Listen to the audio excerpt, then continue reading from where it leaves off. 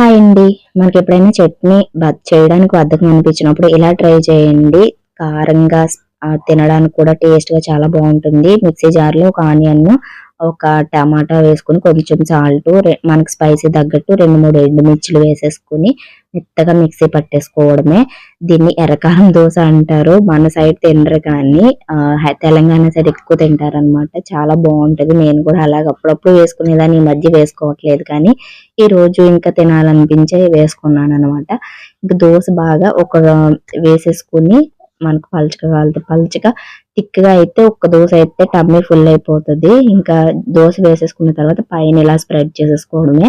So, క్రిస్పీగా కాల్చుకుంటే 2 వైపులా కూడా దోస అనేది చాలా టేస్ట్‌గా ఉంటది. క్రిస్పీగా అయితే టేస్ట్ కారం కారంగా చాలా బావుంటుంది. కారం తినేవాళ్ళు నాకులాగా అయితేనే కారం తక్కువ తింటే కొంచెం స్పైసీ తక్కువేసుకోండి. టేస్ట్ అయితే దోస చాలా టేస్ట్‌గా ఉంటుంది.